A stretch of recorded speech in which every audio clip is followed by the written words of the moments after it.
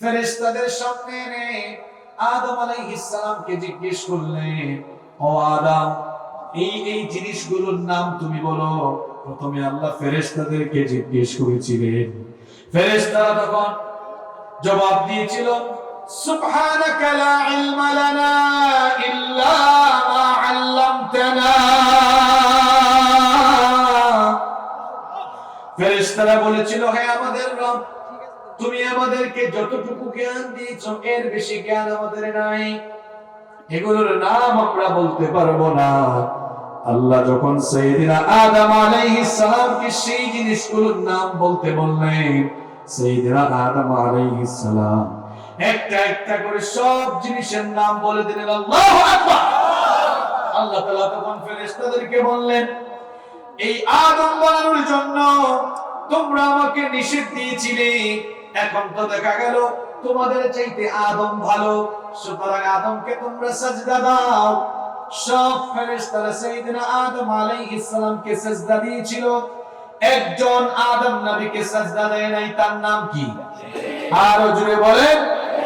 আল্লাহ তাকে জিজ্ঞেস করলেন, কি রে ইবলিস, আমার আদেশ শুনে সব ফেরেশতারা আদমকে সাজদা দিল, কিন্তু তুই কেন সাজদা দিলি না? ইবলিস তখন বলেছিল, আমাকে আপনি আগুন থেকে সৃষ্টি করেছেন, আর আদমকে আপনি মাটি থেকে সৃষ্টি করেছেন। আনা খায়রুম মিন, আমি আদমের চাইতে শ্রেষ্ঠ, সুতরাং আমি কেন আদমকে সাজদা দিব? ইবলিস আল্লাহর আদেশ অমান্য করে অহংকার আর অদ্ভুতপূর্ণ আচরণ প্রদর্শন করার কারণে রব্বুল আলামিন ইবলিসকে জান্নাত থেকে বের করে দিলেন। ইবলিস যখন জান্নাত থেকে বের হলো, এই কথাটা বলার জন্য এই ঘটনাটা আমি টেনে আনলাম। ইবলিস যখন জান্নাত থেকে বিতাড়িত হয়ে গেল, ইবলিস তখন আল্লাহর কাছে আবেদন করেছিল।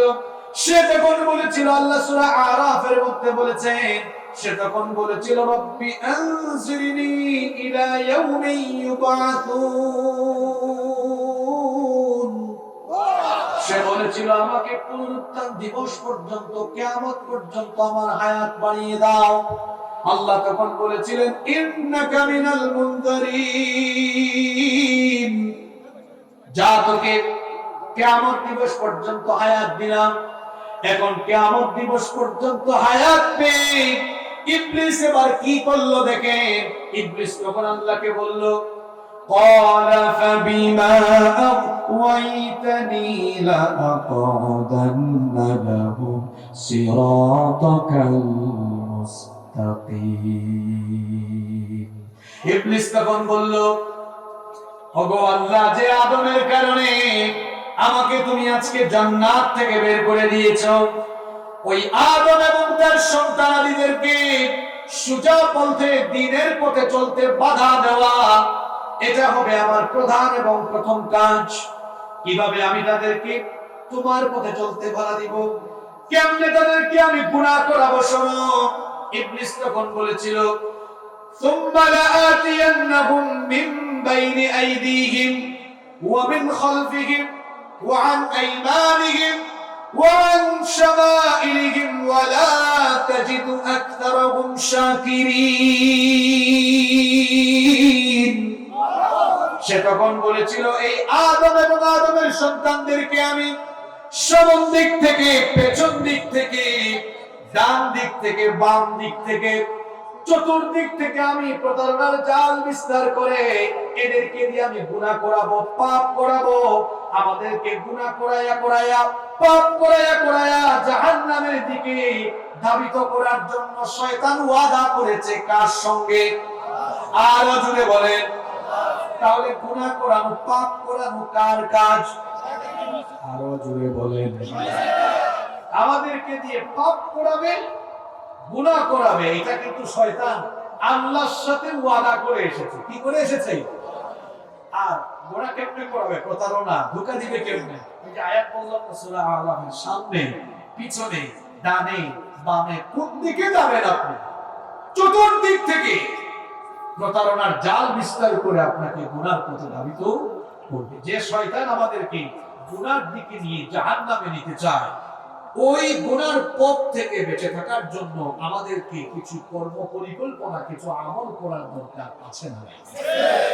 এটাই আমাকে বিষয় দেওয়া হচ্ছে যে আমরা পাপ থেকে গুনাহ থেকে বাঁচবো কেমনে। আমি 14টা আমল আপনাদেরকে শিখায় যাব। এই 14টা আমল যদি আমরা করতে পারি, শয়তানের ধোঁকায় গুনাহ থেকে পাপ থেকে আমরা বেঁচে থাকতে পারবো ইনশাআল্লাহ। যাদের কাছে মোবাইল ফোন আছে নোট করে নিয়ে যান যে এম আসিফুর রহমান হুজুর আমাদেরকে গুনাহ থেকে বাঁচার এই আমল কোরআন হাদিস থেকে বলে দিয়েছে। ঠিক আছে কথা?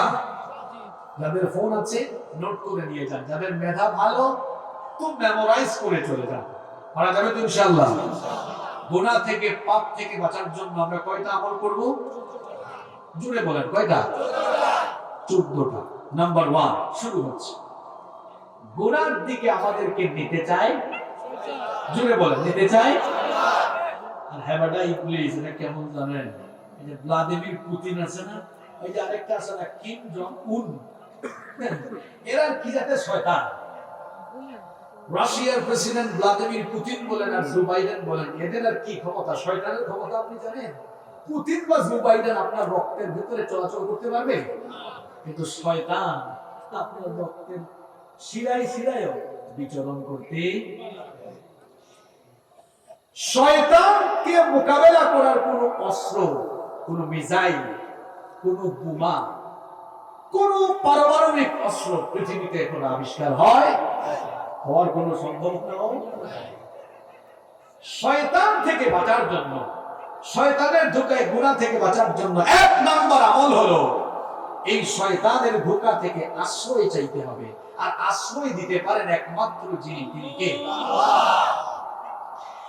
আপনি যদি গুনাহ থেকে পাপ থেকে বাঁচতে চান, 1 নাম্বার যে আমল করতে হবে সেটি হলো পাপ কিংবা গুনাহ করার চিন্তা যখন মাথায় চলে আসবে, যে কোনো গুনাহের চিন্তা হতে পারে, মনে রাখবেন যে কোনো গুনাহ, যে কোনো পাপের চিন্তা মাথায় এনে দেয় শয়তান। সুতরাং আপনি শয়তানের ওয়াসওয়াসা, শয়তানের ধোঁকায় গুনাহ থেকে বাঁচার জন্য 1 নাম্বার যে আমল করবেন, রব্বুল আলামিন সেটা আমাদেরকে শেখাচ্ছেন। রব্বুল আলামিন কোরআনুল কারীমের 7 নাম্বার সূরা সূরাতুল আরাফের 200 নম্বর আয়াতে বলছেন, ওয়া ইম্মা ইয়ানজাগান্নাকা মিনাশ শাইতানি নাযগুন ফাসতাইয বিল্লাহ ইন্নাহু সামিউন আলীম। আল্লাহ তাআলা বলছেন, অতএব শয়তানের কোন ধোঁকা, শয়তানের কোন প্ররোচনা যখন তোমাকে প্ররোচিত করবে, শয়তান যখন তোমাকে ধোঁকাগ্রস্ত করতে চাইবে, গুনাহ করাতে চাইবে, তখন তুমি যার কাছে শয়তান থেকে আশ্রয় চাইবে, আল্লাহ শেখাচ্ছেন তিনি কে? শয়তানের ধোঁকা থেকে আপনাকে আল্লাহ ছাড়া আর কেউ আশ্রয় দিতে পারবে? সুন্দর একটা ঘটনা আপনাদেরকে শোনাই। বুখারী এবং মুসলিম শরীফে এই হাদিস বর্ণিত হয়েছে। নবী করিম সাল্লাল্লাহু আলাইহি ওয়াসাল্লামের সামনে একবার 2 ব্যক্তি ঝগড়া করছিল। ঝগড়া করতে করতে এক পর্যায়ে তারা একজন আরেকজনকে অশ্রাব্য ভাষায় গালিগালাজ আরম্ভ করে দিল। এদের মধ্যে একজন অত্যন্ত রাগান্বিত হয়ে গেল। রাগ কন্ট্রোল করতে না পেরে রাগে অগ্নিশর্মা হয়ে গিয়ে অশ্রাব্য বিশ্রী ভাষায় গালিগালাজ আরম্ভ করলো। নবীজি যখন এই চিত্র দেখলেন আর এদের এই ঝগড়া বিবাদ শুনলেন, নবীজি তখন বললেন, ইন্নী লা আ'লামু কালিমাতান লাউ ক্বালাহা লাযহাবা আনহু মা ইয়াজিদ। নবীজি বললেন, যে লোকটা রাগান্বিত হয়ে গালিগালাজ করছে, আমি এমন একটা কালিমা জানি, এমন একটা দোয়া জানি, এই দোয়াটা যদি এই লোকটা পড়ে নেয় তার রাগ আল্লাহ দূর করে দিবে। নবীজি বললেন, সে যদি এই বাক্যটা পড়ে নেয়, এই দোয়াটা তো আপনারা অটোমেটিক সবারই মুখস্থ আছে, পড়েন আমার সঙ্গে, আউযু বিল্লাহি মিনাশ শাইতানির রাজীম। বিতাড়িত মরদুদ অভিশপ্ত শয়তানের ওয়াসওয়াসা থেকে আশ্রয় চাই কার কাছে? আপনারা বলবেন, হুজুর এটা কমন আমল, এটা আমরা সবাই জানি। জানা এক বিষয় আর মানা আরেক বিষয়। সুদের চিন্তা মাথায় চলে এসেছে, এটা শয়তানের দিয়েছে। কোনদিন কি পড়েছেন তখন আউযু বিল্লাহি মিনাশ শাইতানির রাজীম পড়ে দেখেন, এটার পাওয়ার কেমন, শয়তানি সব চিন্তা মাথা থেকে ডিলিট হয়ে যাবে। আল্লাহু আকবার। যুবক ভাইরা, গুনাহ করতে মন চায়, ফোন হাতে নিয়েছো, অশ্লীল বাজে জিনিস দেখতে মন চায়, কখনো কি ওই সময় আউযু বিল্লাহ পড়েছ? মেসেঞ্জারে একটা মেয়েকে টেক্সট করতে মন চায়, এটা শয়তানি ধোঁকা, ওই সময় কি আউযু বিল্লাহ পড়ে দেখেছো? পড়ে দেখো, সাথে সাথে চিন্তা মাথা থেকে রিমুভ হয়ে যাবে। আল্লাহু আকবার। ঘুষের টাকা নিয়ে আসছে, একদম চকচকে টাকার নোট, ঘুষ, এই লেনদেন করার ওয়াসওয়াসা আসছে কার তরফ থেকে? তখন কি পড়ছেন আউযু বিল্লাহ? পয়দা দেখে সব শয়তানি চিন্তা চলে যাবে। এক নাম্বার আমল, গুনাহ থেকে বাঁচার জন্য আশ্রয় চাইতে হবে কার কাছে? কারণ শয়তান থেকে বাঁচাতে পারবে এমন কেউ দুনিয়াতে একমাত্র পারেন যিনি, তিনি কে? এক নাম্বার আমল, শয়তানের ধোঁকা থেকে বাঁচার জন্য ইস্তিআযা আমল। ইস্তিআযা মানে হলো আউযু বিল্লাহি মিনাশ শাইতানির রাজিম। দিনের বেলা, রাতের বেলা যখনই গুনার চিন্তা মাথায় আসবে, মনে মনে পড়ে ফেলবেন আউযু বিল্লাহি মিনাশ শাইতানির রাজিম। যুবক ভাইরা, রাস্তায় দাঁড়িয়ে আছো, সুন্দরী কয়েকটা মেয়ে হেঁটে যাচ্ছে, দেখতে মন চাইছে, তখন শুধু পড়ো আউযু বিল্লাহি মিনাশ শাইতানির রাজিম, দেখবা শয়তান চলে যাবে। আর যখন শয়তান চলে যায়, তখন কিন্তু আজে বাজে চিন্তাও মাথা থেকে চলে। যতক্ষণ শয়তান আশেপাশে ঘুরঘুর করে, ততক্ষণ শয়তানি ধোঁকা, শয়তানি চিন্তাও আমাদেরকে প্ররোচিত। তাহলে এই আমলটা করা যাবে ইনশাআল্লাহ। নাম্বার 2, 2 নাম্বার, নোট করছেন তো আপনারা? নাম্বার 2, গুনাহ 2 নাম্বার যে আমল করতে হবে, অন্তরের মধ্যে সব সময় একজনের ভয় লালন করতে হবে, তিনি কি? আল্লাহর কসম করে বলছি, দিলের ভেতরে, অন্তরের ভিতরে কেউ যদি আল্লাহর ভয় জাগ্রত করতে পারে, গুনাহ থেকে, পাপ থেকে সে বেঁচে থাকতে পারবে। এই জন্য রব্বুল আলামিন কোরআনুল কারীমের 7 নম্বর সূরা, সূরাতুল আরাফের 201 নম্বর আয়াতে বলেছেন, ইন্নাল্লাযীনা তাকাউ ইযা মাসসাহুম তাঈফুম মিনাশ শাইতানি তাযাক্কারু ফাইযা হুম মুবসিরুন। আল্লাহ তাআলা বলছেন, নিশ্চয়ই যাদের অন্তরে আল্লাহর ভয় আছে, শয়তান যখন তাদেরকে কোনো গুনাহ করাতে চায়, শয়তান যখন তাদেরকে কোনো ধোঁকায় ফেলতে চায়, সঙ্গে সঙ্গে তাদের দিল যার ভয়ে প্রকম্পিত হয়, তিনি কে? আল্লাহর ভয় অন্তরে থাকলে মানুষ গুনাহ করতে পারে না। সুন্দর একটা ঘটনা আমার মনে পড়ে গেল। ঘটনাটা কি বলবো? সুনানে বাইহাকির ভিতরে এই ঘটনা বর্ণিত হয়েছে। খুব মনোযোগ দিয়ে ঘটনাটা শুনেন। আব্দুল্লাহ ইবনে ওমর রাদিয়াল্লাহু আনহু, তিনি একবার তার সঙ্গী সাথীদেরকে নিয়ে একটা সফরে বের হয়েছিলেন। দুপুরের খাবারের সময় যখন হয়ে গেল, তিনি তার সঙ্গীদেরকে বললেন, দুপুরের খাবার গ্রহণের জন্য দস্তরখানা বিছাও। তার সঙ্গী সাথীরা খাবার গ্রহণের জন্য দস্তরখানা বিছালেন। তারা বসে যখন খাবার খেতে শুরু করবে, তখনই লক্ষ্য করলেন একজন রাখাল তাদের সামনে দিয়ে হেঁটে যাচ্ছে। আব্দুল্লাহ ইবনে ওমর রাদিয়াল্লাহু আনহু রাখালকে ডেকে বললেন, হে রাখাল ভাই, আমরা দুপুরের খাবার গ্রহণের জন্য দস্তরখানা বিছিয়ে বসে গিয়েছি, তুমি আসো আমাদের সঙ্গে বসে খাবার গ্রহণ করো। ওই রাখাল তখন বলল, হে মুসাফির, আমি তোমাদের কাউকে চিনি না, তারপরেও আমার মতো অপরিচিত রাখালকে তোমরা যে দুপুরের খাবার গ্রহণের জন্য আমন্ত্রণ জানিয়েছো, এজন্য তোমাদের প্রতি মোবারকবাদ জানাই, শুকরিয়া জানাই, কিন্তু আমি তো তোমাদের সাথে বসে খাবার খেতে পারবো না। আব্দুল্লাহ ইবনে ওমর রাদিয়াল্লাহু আনহু তাকে জিজ্ঞেস করলেন, কেন তুমি আমাদের সাথে বসে খাবার খাবে না? রাখাল তখন বলল, আমি রোজাদার মানুষ, রোজা রেখেছি, তোমাদের সঙ্গে এই জন্য খেতে পারবো না। আব্দুল্লাহ ইবনে ওমর রাদিয়াল্লাহু আনহু তখন বললেন, এখন তো রমজানের মাস নয়, তাহলে নিশ্চয়ই তুমি নফল রোজা রেখেছো। তুমি এই বিরাট মরুভূমিতে, বিশাল এই মরুভূমিতে পশুর পাল নিয়ে এসেছো, মরুভূমির এই রুক্ষ আবহাওয়ায় প্রচন্ড তাপমাত্রায় হয়তোবা তুমি অনেক কষ্ট পাচ্ছ। তুমি রাখাল মানুষ, সব সময় ভালো ভালো আইটেমের খাবার দাবার পাও না। আমাদের সঙ্গে ভালো ভালো আইটেমের খাবার দাবার আছে, আসো আমাদের সাথে বসে খাবার গ্রহণ করো, নফল রোজা ভাঙলে কোনো অসুবিধা হয় না।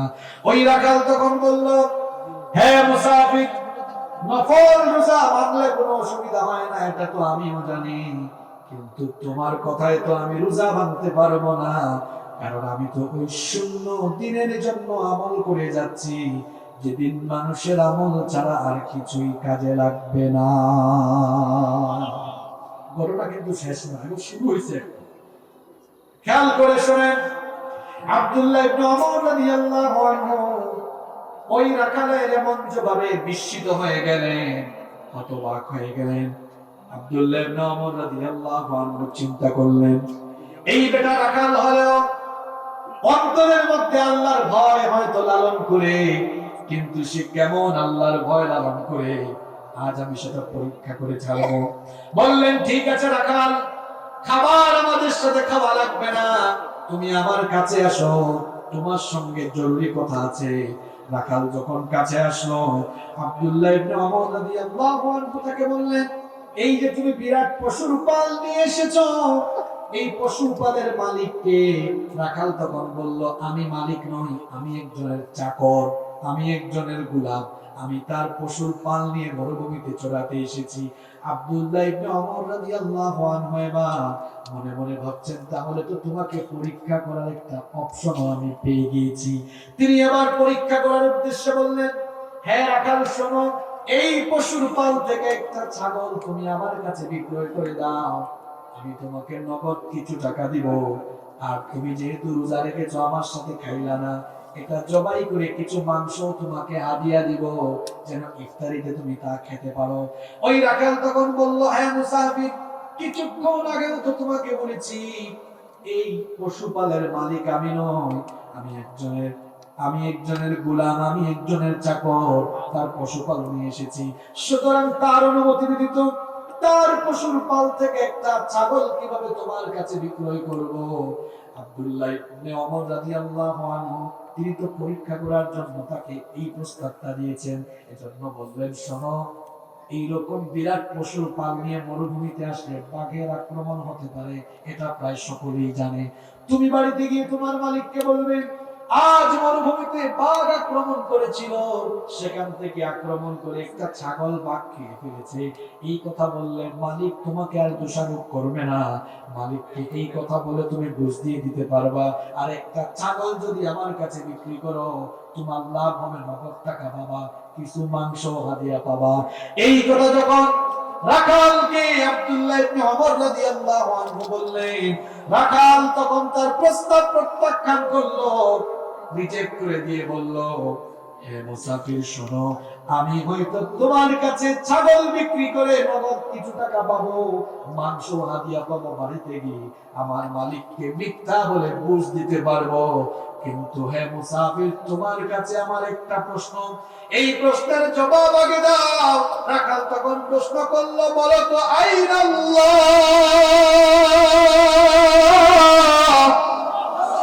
তোমার কাছে প্রশ্ন হলো আল্লাহ কোথায়? তোমার আমার এই লেনদেন, এই প্রতারণা সুলভ লেনদেন আমার মালিক হয়তো বাড়িতে জানবে না, অন্য কোনো মানুষ জানবে না, কিন্তু তোমার মালিক, আমার মালিক, আমার মালিকের মালিক, বিশ্ব জাহানের প্রতিপালক যিনি, তাকে তো ধোঁকা দেওয়া কারো দ্বারা সম্ভব নয়। এর নাম কি? আল্লাহ। এর নাম কি? কি বলেছিলাম একটু আগে, যদি অন্তরে আল্লাহর ভয় থাকে, কুপ্রস্তাব দিয়ে, আজে বাজে লোভনীয় প্রস্তাব দিয়েও আপনি গুনাহ করাতে পারবেন। এজন্য বলেছি আল্লাহর ভয়, গুনাহ থেকে বেঁচে থাকার জন্য দিলের মধ্যে আল্লাহর ভয় ঢোকাতে হবে। কেউ যেটা দেখে না সেটা যিনি দেখেন তিনি কি? আরো জোরে বলেন, তিনি কি? হ্যাঁ যুবক ভাইরা শোনো, বলেছিলাম কেউ যেটা দেখে না সেটা আল্লাহ দেখেন। কিভাবে দেখেন শোনো, গভীর রাতে তুমি তোমার বেডরুমে একা ঘুমিয়েছো, এখন ফোন হাতে নিয়ে আজে বাজে ভিডিও পর্নোগ্রাফি যদি দেখো, আব্বু আম্মু ভাই বোন ঘরের কেউ দেখবে না, কেউ দেখার সুযোগ নাই, কারণ সবাই যার যার রুমে ঘুমায়। দরজা বন্ধ করে লাইট অফ করে দিয়ে একা একা তুমি যদি কোনো গুনার কাজ করো, খারাপ ভিডিও দেখে গুনাহ কামা, দুনিয়ার কেউ না দেখলেও একজন যিনি দেখেন তিনি কে? এর নাম হলো আল্লাহর ভয়। গোপনে গোপনে যদি আপনি ঘুষের লেনদেন করেন, এই মুকসুদপুরের কেউ জানবে না, কিন্তু একজন সব খবর রাখেন, তিনি কে? আমার আল্লাহকে আপনি ধোঁকা দিতে পারবেন না, কারণ ইন্নাল্লাহ লা ইয়াখফা আলাইহি শাইউন ফিল আরদি ওয়ালা ফিস সামা। আসমান আর জমিনের কোনো কিছু আমার আল্লাহর কাছে গোপন নাই। অন্য আয়াতে রব্বুল আলামিন বললেন, ওয়া ইনদাহু মাফাতিহুল গায়বি লা ইয়ালামুহা ইল্লা হু ওয়া ইয়ালামু মা ফিল বাররি ওয়াল বাহরি ওয়া মা তাসকুতু মিন ওয়ারাকাতিন ইল্লা ইয়ালামুহা। আল্লাহ তাআলা বলছেন, অদৃশ্যের খবর একমাত্র যিনি জানেন তিনি কে? স্থলভাগ আর জলভাগে যা কিছু হয় সব কিছু সম্পর্কে আল্লাহ জানেন। শুধু তাই নয়, এই পৃথিবীর কোন দেশের কোন প্রান্ত থেকে যদি কোনো গাছের কোনো একটি পাতা ছিঁড়ে যায়, কোন দেশের কোন প্রান্তের কোন গাছের কোন পাতা ছিঁড়েছে, তার খবর আমার আল্লাহর কাছে রয়েছে। সুতরাং যে আল্লাহর কাছে পূর্ব থেকে পশ্চিম, উত্তর থেকে দক্ষিণ গোটা মহাবিশ্বের খবর রয়েছে, সে আল্লাহর কাছে আমার আপনার গোপন গুনাহের খবরও আছে না নাই?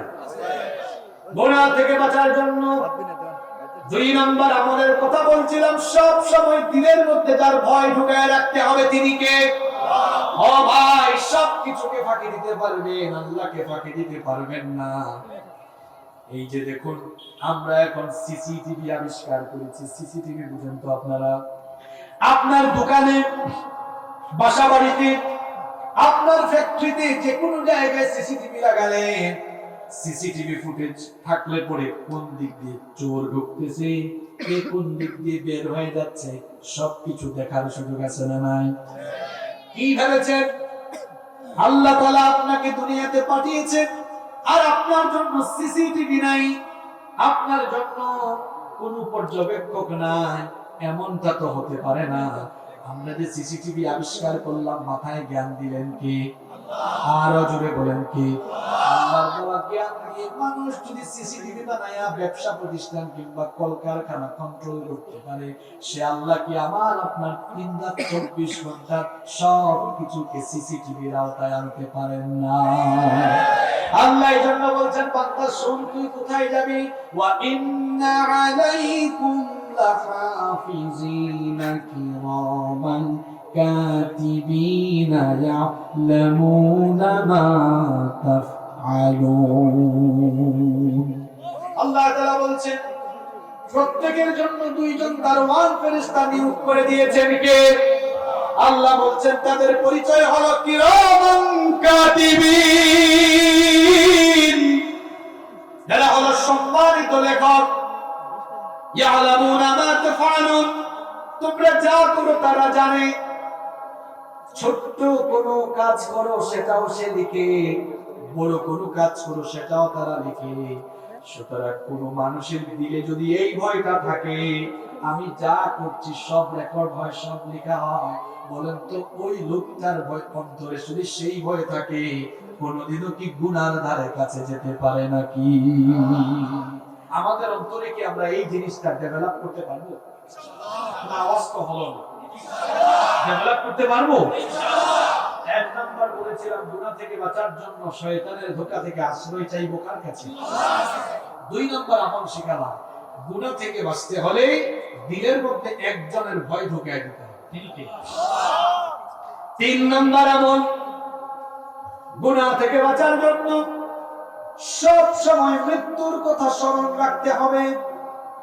মৌতের কথা যদি স্মরণ থাকে, গুনাহ থেকে বাঁচা যাবে। এই মৌত আমাদের সকলের জন্য আছে না নাই? বলেন তো, অমর থাকবে মরবে না এমন কেউ কি আছে নাকি? আল্লাহ বলেছেন কুল্লু নাফসিন যায়িকাতুল মাউত, প্রত্যেক প্রাণীকে, প্রত্যেক প্রাণসত্তাকে মরণের স্বাদ আস্বাদন করতে হবে। মরণ থেকে বাঁচা যাবে না।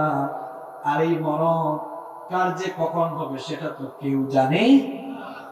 এই প্যান্ডেলের নিচে বসেছেন, আর আপনি বাড়ি ফিরতে না পারেন, এখান থেকে আপনার লাশ বাড়িতে যেতে পারে, যে কোনো সময় আপনার মৌত হয়ে যেতে পারে। যাদের বয়স কম, যারা এখনো ইয়াং, তরুণ, যুবক, তারা হয়তো ভাবছে এটা আবার কেমন কথা, আমরা বুড়া হব, চুল পাকবে, দাড়ি পাকবে, চামড়াগুলো আমাদের চামড়াগুলো কচকে যাবে, তারপরে আমরা মরবো না। দুনিয়াতে আসার জন্য সিরিয়াল লাগে, কিন্তু যাবার জন্য কোনো সিরিয়াল। হঠাৎ করে আমরা চলে যাব। সুতরাং মৌতের চিন্তা মাথায় থাকলে গুনাহ থেকে বাঁচা যায়। কেমনে বাঁচা যায় শুনে, মনে করেন কেউ একজন আপনাকে এসে ঘুষের কিছু টাকা দিলে, ধরেন ভাই ঘুষটা রাখেন, কামটা কইরা দেন, ঘুষের টাকা পকেটে ঢুকায়া রাখার আগেই তো মরণ হয়ে যেতে পারে কিনা? কথা বলেন না কেন? সুতরাং মরণের চিন্তা থাকলে ঘুষ থেকে বাঁচা যাবে। মরণের চিন্তা থাকলে সুদী লেনদেন থেকে বাঁচা যাবে। এই যে বহু মানুষ আছে মানুষের আইল ঠেলাঠেলি করে জায়গা দখল করে, এরকম ভূমিদস্যু কম বেশি প্রত্যেক এলাকায় আছে না নাই? যারা আইল ঠেলাঠেলি কইরা মানুষের জায়গা জমি দখল করে, সে সকল ভূমিদস্যুকে বলবে, ভাই শোনো, তোমার জায়গা কিন্তু অত বেশি নয়, জায়গা কিন্তু মাত্র 3.5 হাত। জুড়ে বলেন কয় হাত? হাজার হাজার একর সম্পত্তি সব জায়গায় পড়ে থাকবে, মাত্র 3.5 হাত জায়গা আপনার নসিব হবে, ঠিক কিনা? এই যে আইল ঠেলাঠেলি কইরা মানুষের জায়গা জমিগুলা দখল করে, এই যে জমি বুক করার আগে আপনার মওত হয়ে যেতে পারে কিনা? রাতের বেলা আমার যুবক ভাইয়েরা গুনাহ করে করে ঘুমায়, কানের মধ্যে ইয়ারপড ঢুকায় দিয়া, হেডফোন দিয়া গান শুনতে শুনতে ঘুমানোর প্রস্তুতি নেই। যদি কোনো যুবকের মাথায় এই চিন্তা আসে, এই অবস্থায় আমার মওত হয়ে যেতে পারে, ও যুবক ভাইয়েরা তুরস্কের দিকে তাকাও। গত সোমবার রাতের বেলা সবাই ঘুমিয়েছিল, তোমাদের মতো বহু ছাত্ররা ঘুমাইছিল, সকালবেলা উঠে স্কুলে আর কলেজে যাবে। বহু মানুষ ঘুমিয়েছিল, সকালবেলা উঠে অফিসে যাবে, চাকরিতে যাবে। ভোর 4টার সময় ঘুমের মধ্যে হাজার হাজার মানুষ শেষ। একটা ঝাঁকুনি দিয়া কত বিশাল বিশাল বিল্ডিং গুলোকে আল্লাহ ধসায়া দিয়েছে।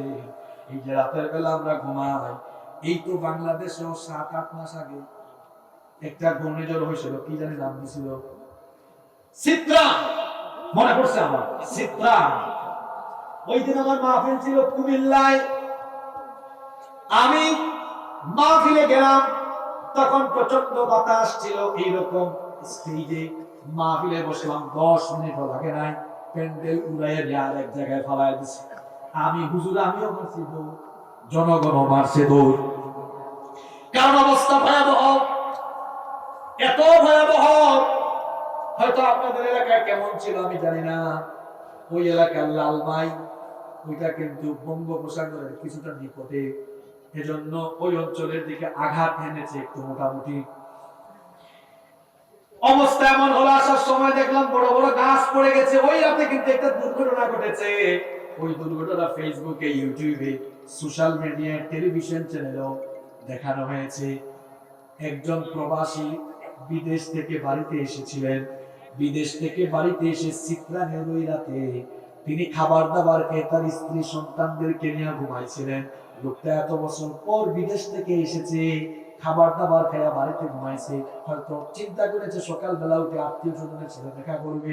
কিন্তু লোকটা যে ঘুমাইছে সেও জানতো না এটা জীবনের শেষ ঘুম, হয়তো এটাই তার জীবনের শেষ ঘুম, জানতো না। লোকটা ওই রাতেই এমন ভয়াবহ দুর্ঘটনায় এই পরিবারের সবাই মারা গেল। বিশাল কয়েকটা গাছ এই টিনের চালের উপরে যখন পড়লো, সবাই ঘুমের মধ্যে মারা গেল। এটা ছিল শেষ ঘুম। জেগে যখন উঠবে, চোখ খুলে দেখবে দুনিয়ায় নাই, আছে তারা কবরে। এই যে হাজার হাজার মানুষ তুরস্কে এক রাতের ঘূর্ণিঝড়ে হাজার হাজার মানুষ মরে গেল। ফেসবুকে, ইউটিউবে আপনারা দেখেছেন। আমি বলছিলাম মৌতের ভয়, মৌতের ভয় নয়, মৌতের চিন্তা মাথায় যদি থাকে, রাতের বেলা ঘুমানোর সময় নাপাক অবস্থায় কেউ ঘুমাইতে পারে? গান শুনে শুনে ঘুমাইতে পারে না, নাটক সিনেমা অশ্লীল আজে বাজে ভিডিও দেখে ঘুমাতে পারে না। কারণ এই ঘুমটা তো আমার জীবনে, আপনার জীবনের শেষ ঘুম হয়ে যেতে পারে কি পারে না? আরো জোরে বলেন, পারে কি পারে না? আপনি যদি নাপাক অবস্থায় ঘুমিয়ে যান অথবা গুনাহরত অবস্থায় যদি আপনার মওত হয়ে যায়, শুনেন শুনেন নবীজি কি বলেছেন। নবীজি বলেছেন, ইউবাতু কুল্লু আবদিন আলা মা মাতা আলাইহি, যে মানুষ যে অবস্থায় মরবে তাকে ওই অবস্থায় হাসরের মাঠে যিনি উঠাবেন তিনি কে? সুতরাং আমরা কি কেউ নাপাক অবস্থায়, গুনাহ করা অবস্থায় মরে, ওই অবস্থায় কি নির্লজ্জ হয়ে হাসরে উঠতে চাই নাকি? তাহলে বলেন তো, শয়তানের দেখানো, শয়তানের ধোঁকা, গুনাহ থেকে বাঁচার জন্য মৌতের চিন্তা করার দরকার আছে না নাই? মৌতের কথা ভাববেন। এই বাঁশবাড়িয়া এলাকায় উকসুদপুরে অনেক কবরস্থান আছে না নাই? মাঝে মাঝে কবরস্থানে গিয়ে দেখবেন আপনার আমার মতো বহু মানুষ এই কবরস্থানে ঘুমিয়ে আছে, যারা একদিন এই পৃথিবীতে ছিল, যারা প্রত্যেকেই এই পৃথিবীতে দম্ভ ভরে তাদের মধ্যে কেউ কেউ বিচরণ করেছিল, যৌবন নিয়ে, শক্তি সামর্থ্য নিয়ে বিচরণ করেছিল, কিন্তু আজ তারা কবরস্থানের 3.5 হাত মাটির নিচে ঘুমিয়ে আছে। একই ঠিকানা, একই পরিণতি আমার হবে, একই পরিণতি আমাদের সবার হবে, এতে কোনো সন্দেহ। একদিন এই যে মাইক আছে, মসজিদের মাইক, মাইকগুলোতে একদিন আপনার মৃত্যুর খবরে এলান হয়ে যাবে। কত মানুষের মৃত্যুর খবর ঘোষণা হচ্ছে, বলেন তো একদিন আমার আপনারও মৃত্যুর খবর ঘোষণা হওয়ার সম্ভাবনা আছে না নাই? একদিন তোমারি নাম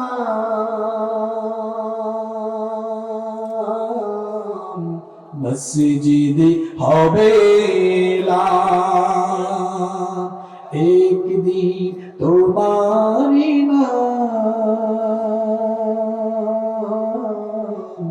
মসজিদে হবে এলান। তৈরি থেকো, তৈরি রেখো কবরের মাল সামান,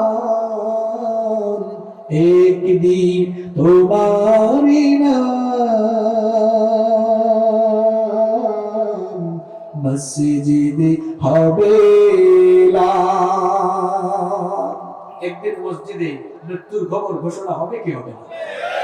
এই মৃত্যুর চিন্তা মাথায় থাকলে গুনাহ থেকে, পাপ থেকে বাঁচা যাবে। কারণ মরণের পরে সব খেলা শেষ। কেউ কেউ খালি বলে খেলা হবে, খেলা হবে, কি আর খেলা হবে? খেলা তো শুরুই হয় না, মরার পরেই না খেলা শুরু হবে। আপনার সব শেষ হয়ে যাবে। এই দুনিয়া এটা হলো ছলনার জায়গা। ওয়ামাল হায়াতুদ দুনিয়া ইল্লা মাতাউল গুরুর। অন্য এটা আল্লাহ বলেছেন ইল্লা লাইবুন ওয়া লাহু। আল্লাহ বলেছেন এটা, এই দুনিয়াটা হলো ছলনার জায়গা। দুনিয়ার ছলনায় পড়ে আমরা আমাদের আখিরাতকে শেষ করব। আমরা দুনিয়া চাই না আখিরাত চাই? আরো জোরে বলেন, দুনিয়া শ্রেষ্ঠ না আখিরাত শ্রেষ্ঠ? আখিরাত শ্রেষ্ঠ না দুনিয়া শ্রেষ্ঠ? এই দুনিয়ার জীবনের স্টার্টিং আছে, এন্ডিংও আছে। আখিরাতের স্টার্টিং আছে, এন্ডিং আর শুরু আছে, কোনো শেষ। তাহলে গুনাহ থেকে বাঁচার 3 নম্বর টিপস, আমলের কথা মনে থাকবে তো? বলেন ইনশাআল্লাহ। 4 নম্বর, পাপ থেকে, গুনাহ থেকে বেঁচে থাকার 4 নম্বর আমল হলো নফসের গোলামি ছেড়ে দিতে হবে। মনের চাওয়াকে প্রায়োরিটি দেওয়া যাবে না। অনেক মানুষ আছে মনের গোলাম, মন যা চায় তাই করে না। মুমিন মন যা চায় তাই করতে পারে। মুমিন চলবে একজনের হুকুম মতো। গলার আওয়াজ বড় করে বলেন তিনি কে? নফসের গোলাম হওয়া যাবে না, হতে হবে আল্লাহর গোলাম। নফসের গোলামিটা কেমনে হয় শোনেন। ভোরবেলা ফজরের সময় ফজরের আজান হলো, শুনতেছেন নাকি? ভোরবেলা ফজরের সময় মুয়াজ্জিন সাহেব আজান দিলেন, মন চায় আর একটু ঘুমাই, এটা হলো মনের চাওয়া। আর আল্লাহর চাওয়া হলো বান্দা তুমি উঠো, উঠে তুমি আমাকে সাজদা দাও, নামাজ পড়ো। তাহলে বলুন তো তখন কি মনের কথা মতো চলবো না আল্লাহর হুকুম মানবো? কেউ যদি ফজরে ঘুমায় সে আল্লাহর গোলাম নয়, এটা হলো নফসের গোলাম। আর যে ব্যক্তি ঘুম থেকে উঠে আল্লাহর ভয়ে মসজিদে দৌড়ায় সে নফসের গোলাম নয়, সে হলো আল্লাহর গোলাম। সুদ খাইতে মন চায়, সুদ খাইলে মাসে মাসে টাকা বাড়বে, ইন্টারেস্ট পাবো, বছরে বছরে টাকা বাড়বে। মন চায় একটু খাই, খাইলে তো ফুলুস বাড়বে, এটা মনের চাওয়া। আর আল্লাহ বলেছেন না, সুদ না খাইয়া ব্যবসা করো হালাল পন্থা। মনের চাওয়াকে প্রাধান্য দিয়ে যারা সুদ খেয়ে সুদখোর হবে, এই প্রত্যেকটা সুদখোর হলো নফসের গোলাম। আর যারা আল্লাহর ভয়ে পরিশ্রম করে দুই হাত দিয়ে কামাই করে, নবীজি বলেছেন দুই হাত দিয়ে যারা কামাই করে এদের রিজিক হলো বড় পবিত্র রিজিক। এই সকল লোকেরা আল্লাহর কাছে অত্যন্ত পছন্দের বান্দা। বলেন সুবহানাল্লাহ।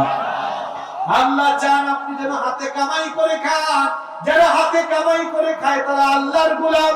আর যারা বসে বসে সুদে বিনিয়োগ করে সুদ খায় এরা হলো নফসের গোলাম।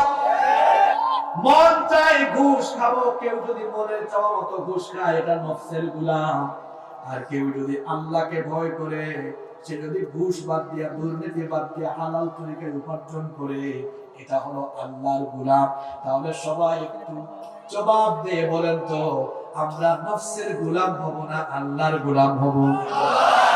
মন যা চায় তাই করা যাবে না। যুবক ভাইরা সবাই যারা বিয়ে শাদী করো নাই, মন চাই ইসরে আমার যদি একটা গার্লফ্রেন্ড থাকতো, এটা আল্লাহর চাওয়া না মনের চাওয়া? সুতরাং যে ব্যক্তি গার্লফ্রেন্ড বানাবে বিয়ের আগে, এটা হলো নফসের গোলাম। আর যে ব্যক্তি বিয়ের আগে হারাম রিলেশন না করে চরিত্র হেফাজত করবে, এটা কার গোলাম? সুতরাং যুবক ভাইরা জিয়ে বানাইতে যাইও না, হারাম রিলেশনের দিকে যে নফসের গোলাম হয় না। মন চাইবে একটু নাটক দেখি, সিনেমা দেখি, মন চাইবে একটু আমি গুনাহ করি, মন চাইবে আমি একটু গান বাজনা করি। মনের কোন চাওয়াকে প্রাধান্য দেওয়া যাবে না, কারণ মনের কথা শুনলে হয়ে যাব নফসের গোলাম। আর আল্লাহকে ভয় করে আমি যদি কুরআন সুন্নাহর পথে চলি, আমি হয়ে যাব কার গোলাম? আমরা সবাই যদি নফসের গোলামি বাদ দিয়ে আল্লাহর গোলাম হতে পারি, দেখেন রব্বুল আলামিন কেমন সুসংবাদ আমাদেরকে দিলেন। আল্লাহ তাআলা বলছেন, ওয়া আম্মা মান খাফা মাকামা রাব্বিহি ওয়া নাহান নাফসা আনিল হাওয়া ফাইন্নাল জান্নাতা হিয়াল মাওয়া। আল্লাহ বলছেন যে ব্যক্তি তার রবের সামনে দাঁড়িয়ে হিসাব দেওয়া লাগবে, বিচারের সম্মুখীন হয়ে সব বিষয়ের হিসাব দেওয়া লাগবে, এই ভয় অন্তরে লালন করে নফসের ধোঁকা থেকে, নফসের গোলামি থেকে যারা নিজেদেরকে হেফাজত করবে, নফসের গোলামি থেকে বেঁচে থাকবে যারা, আল্লাহ বলছেন ফাইনাল জান্নাতা হিয়াল মাওয়া, জান্নাতের অধিবাসী হয়ে যাবে তারা। আমরা সবাই জান্নাত চাই কি চাই না? আরো জোরে বলেন চাই কি চাই না? জান্নাত যদি চাই তাহলে কি আজকে থেকে ফজরের নামাজ আর 5 ওয়াক্তের নামাজ চাইরা নফসের গোলাম হব, নাকি নামাজ পড়ে আল্লাহর গোলাম হব? দেখা যাবে কিছুক্ষণ পরে। ঠিক আছে, আমরা কার গোলাম হব? আমার কথাগুলো কি পয়েন্টগুলো কি মাথার ভিতরে ঢুকে না উপরে দিয়ে দৌড় মারে? মনে আছে নি?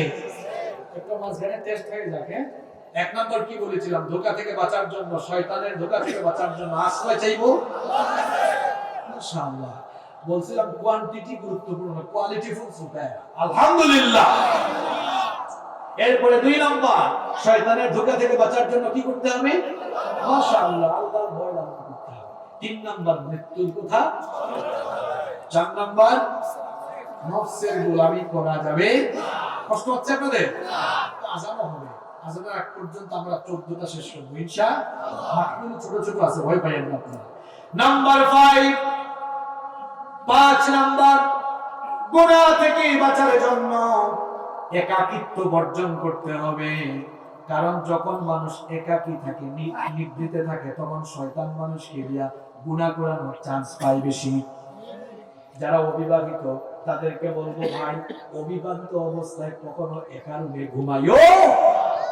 একা রুমে ঘুমিয়েছে তো শয়তান এসে বলবে, ওই মেয়েটারে ফোন দাও, ওই যে দেখছিলাম, ওই যে যারা দেখা মাথা তোমার খারাপ হয়েছিল, একটু সার্চ দিয়া বাইর করো, একটু ফোন লাগাও, মেসেঞ্জারে ট্রাই করো, দেখো তুমি পাও কিনা। একা থাকলে দেখা যাবে শয়তান ধোঁকা দিবে, তুমি একা মানুষ, একা বসে আছো।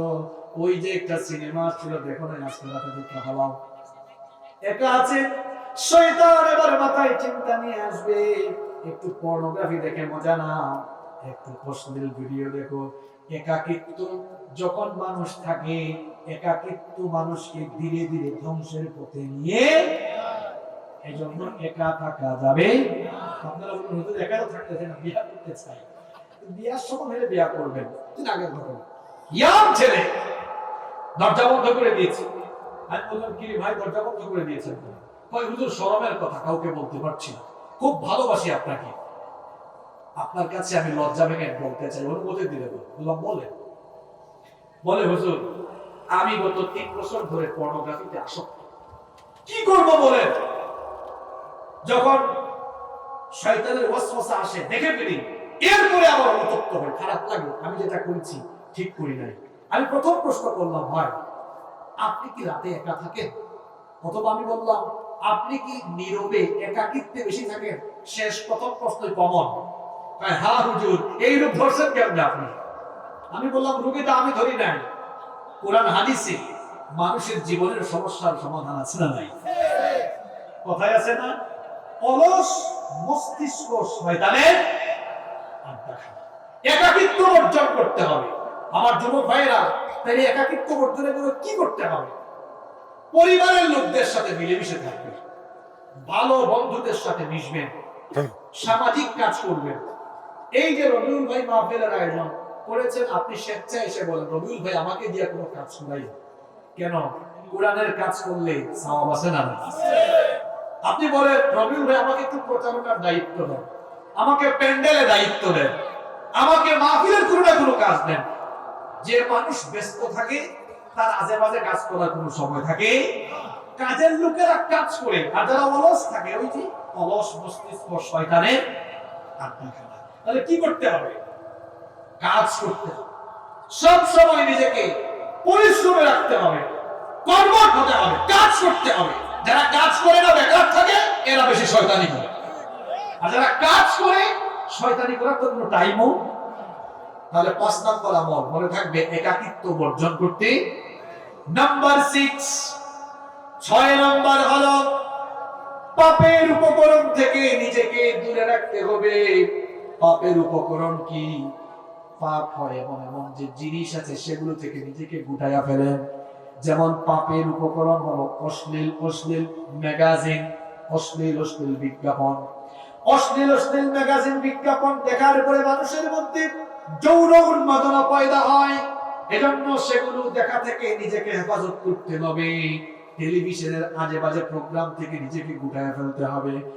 আমরা গুনার যত উপকরণ আছে, সেগুলো থেকে নিজেকে গুটিয়ে ফেলবো।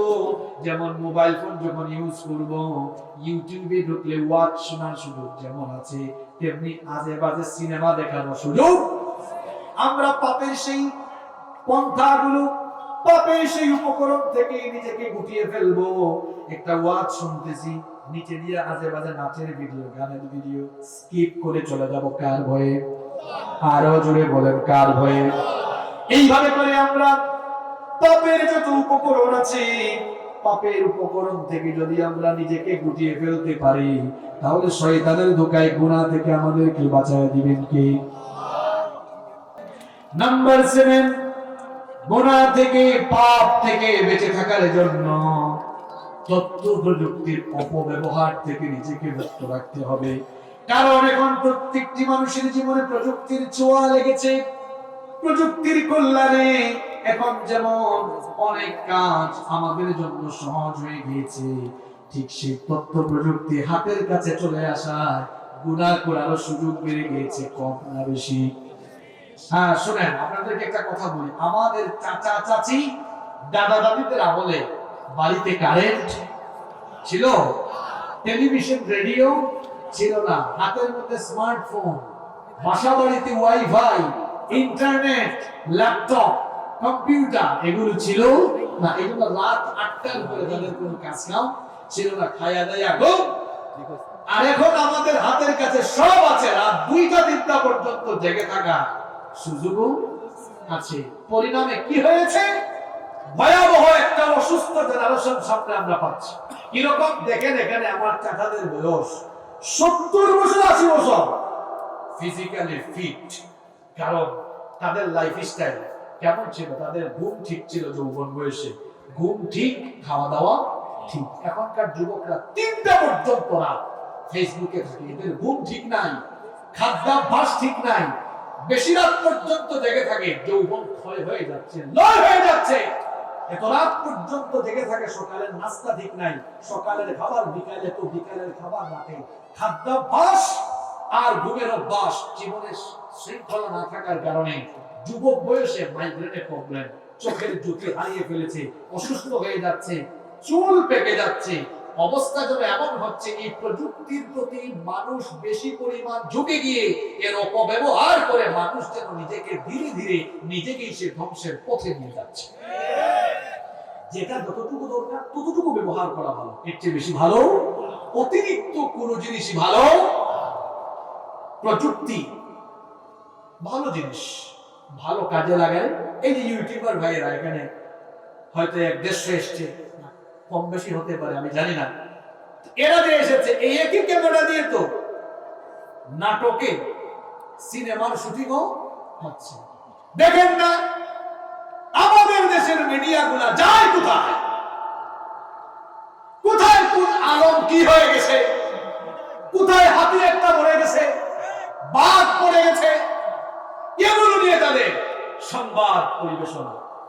দেশের সম্পদ বিদেশে চলে যাচ্ছে, জনগণের সম্পদ লুটে পুটে খেয়ে বেগম পাড়ায় বাড়ি বানাচ্ছে, এদের সংবাদ কিন্তু খুব বেশি একটা পরিবেশন হয় না। আজে বাজে জিনিস তারা দেখাবে, কিন্তু আমাদের মাহফিলগুলো নিয়ে তো মিডিয়ায় বেশিরভাগ সময় অপপ্রচার। অথচ আমাদের মাহফিলগুলোতে লক্ষ লক্ষ মানুষ আসে, সেখানে লক্ষ লক্ষ মানুষ মুনাজাতে কাঁদে, সেগুলো দেখায় না। শুধু মাঝে মাঝে কিছু জিনিস, দুই একজন আউল বাউল আছে, এদের কিছু জিনিস দেখায় নেগেটিভ জিনিস প্রচার করে, আসে না ভাই? তো বলছিলাম, এই ক্যামেরাম্যান ভাইয়েরা, এরা ক্যামেরাকে ভালো কাজে ব্যবহার করছে, আবার কিছু মানুষ ক্যামেরাকে নেগেটিভ সাইডে ইউজ করছে। এটা কি ক্যামেরার দোষ না মানুষের দোষ? এই মাইক দিয়ে তো গানও গায়, এটা দিয়ে তিলাওয়াতও হয়, নামাজও হয়, দোষ মাইকের না ব্যবহার করে। তাহলে বোঝা গেল তথ্য প্রযুক্তি ভালো জিনিস, ব্যবহারকারীর উপর ডিপেন্ড করবে সে কি ভালো পথে ব্যবহার করবে, সঠিক ব্যবহার না অপব্যবহার করবে। গুনাহ থেকে বাঁচতে হলে তথ্য প্রযুক্তির অপব্যবহার ছেড়ে দিতে হবে। তথ্য প্রযুক্তির অপব্যবহার ছেড়ে দিয়ে প্রযুক্তি নির্ভর হবেন, কিন্তু অতিরিক্ত হওয়া যাবে যতটুকু প্রয়োজন ততটুকু। বিশেষ করে ছাত্রদেরকে বলবো, বেশি বেশি অনলাইনে থাকবা না। যে পরিমাণ সময় তোমরা অনলাইনে থাকো, এই পরিমাণ সময় যদি চেয়ার টেবিলে বসে পড়াশোনা করো, তোমাদের ক্যারিয়ার সুন্দর হয়ে যাবে, এতে কোনো সন্দেহ না।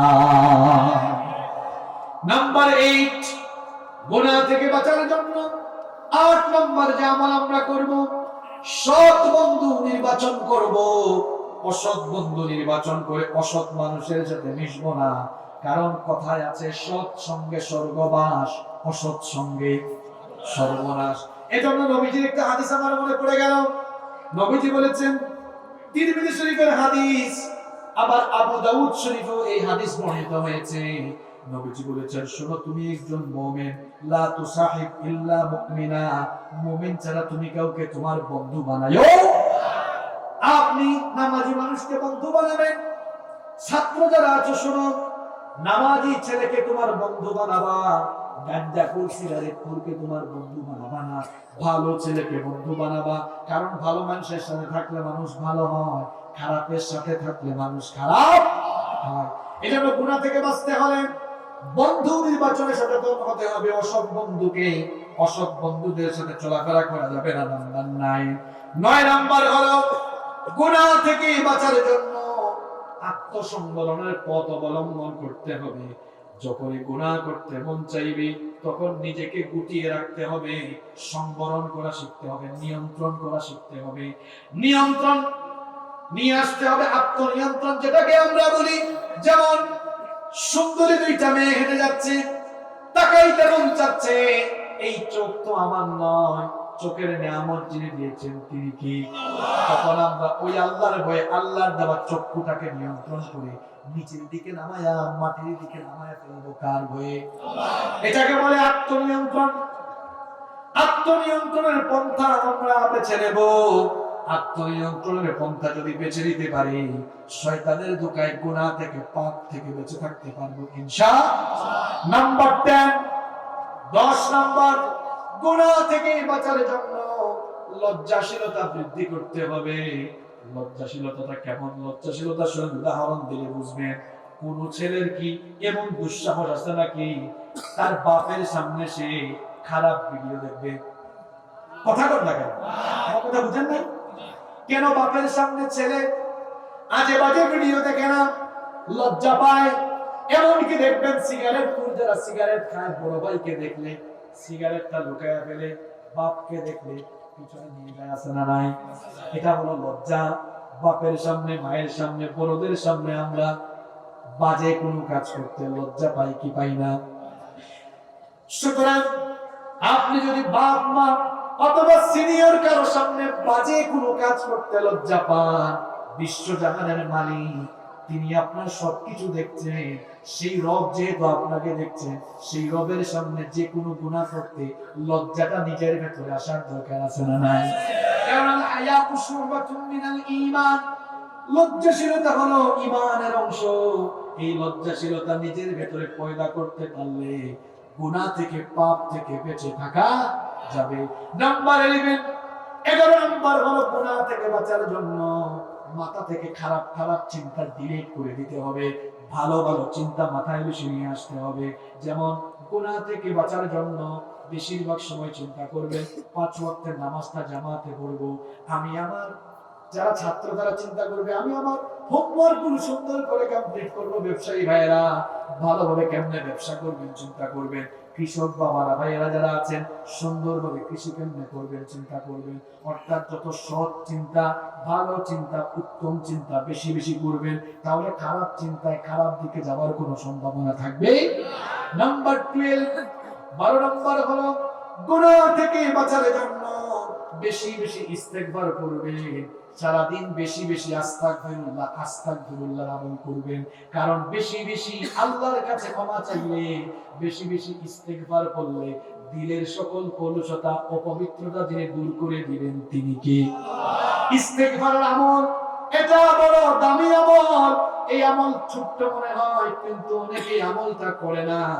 আস্তাগফিরুল্লাহ আমলটা স্বয়ং আমার নবীজি করতেন। আমার নবীজি আস্তাগফিরুল্লাহ কতবার করতেন, তওবা কতবার করতেন, ইস্তিগফার কতবার করতেন শুনেন।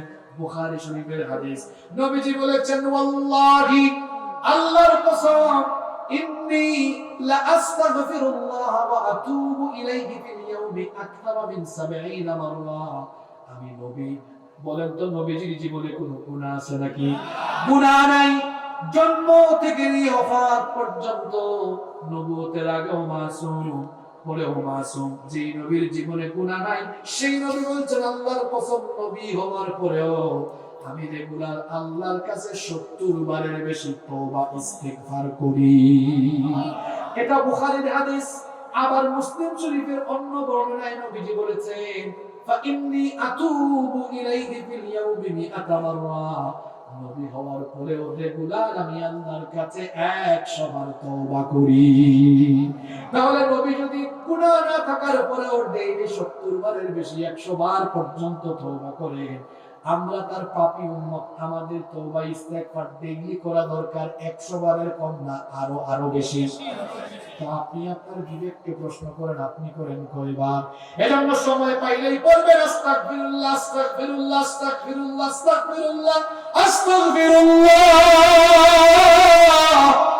খুব দামি আমল এটা। নবীজি বলেছেন বান্দা যখন লজ্জিত অনুতপ্ত হয়ে দিল থেকে আস্তাগফিরুল্লাহ পড়ে, আমলনামায় যদি সমুদ্রের ফেনা পরিমাণ গুনাহ থাকে, আমি আমার বান্দার সব গুনাহগুলোকে ধুয়ে মুছে সাফ বানায়া দেই।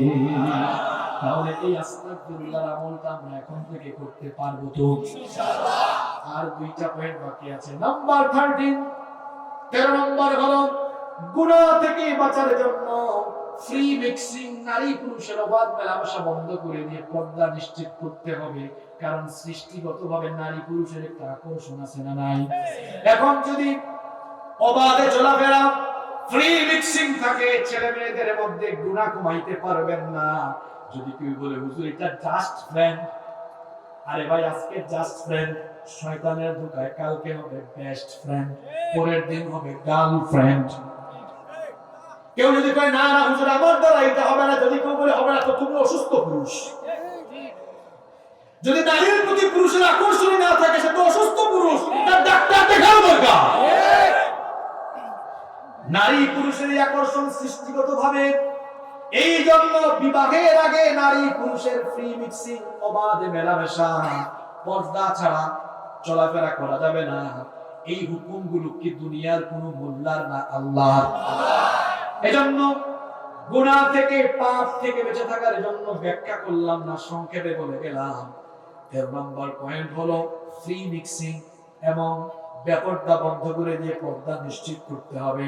নাম্বার 14, গুনাহ থেকে বেঁচে থাকার জন্য জিনার দরজা বন্ধ করে দিয়ে বিবাহের দরজাটা উন্মুক্ত করে দিতে হবে, যাতে বিবাহ মানুষ সহজে করতে পারে। যত বেশি বিয়ে সহজ হবে, সমাজ থেকে জিনাটা আস্তে আস্তে কমে, চরিত্র নষ্ট হবে না, যুবকরা গার্লফ্রেন্ড খুঁজবে না, মেয়েরা বয়ফ্রেন্ড খুঁজবে না, হারাম রিলেশনে গিয়ে তারা চরিত্র নষ্ট করবে না। বিয়েকে সহজ করে দিতে হবে, বিয়ের পদ্ধতিকে কঠিন বানানো যাবে।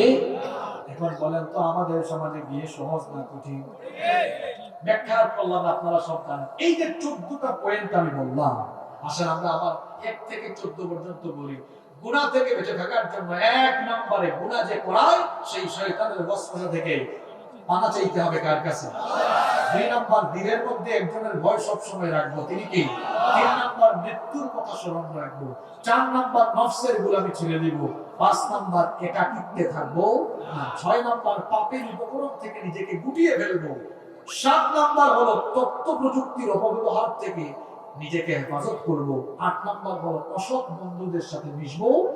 9 নম্বর হলো আত্মনিয়ন্ত্রণ করব। 10 নম্বর হলো লজ্জাশীলতা ডেভেলপ করব। 11 নম্বর হলো আজেবাজে চিন্তা করব না। 12 নম্বর হলো তওবা ইস্তেগফারের আমল বাড়িয়ে দিব। 13 নম্বর হলো ফ্রি মিক্সিং বন্ধ করে দিব।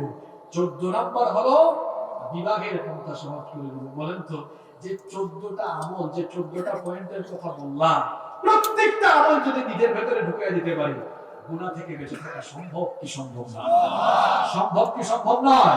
এর মধ্যে 2 নম্বর পয়েন্টটি সবচেয়ে দামি পয়েন্ট, মূল পয়েন্ট, সেটা হলো তাকওয়াল্লাহ, আল্লাহর ভয়। এই একটা জিনিস সব কিছু থেকে আপনাকে, সব গুনাহ থেকে বাঁচায় রাখতে পারবে ইনশাআল্লাহ। যে কথাগুলো বললাম, আল্লাহ আমাদের তৌফিক দেন।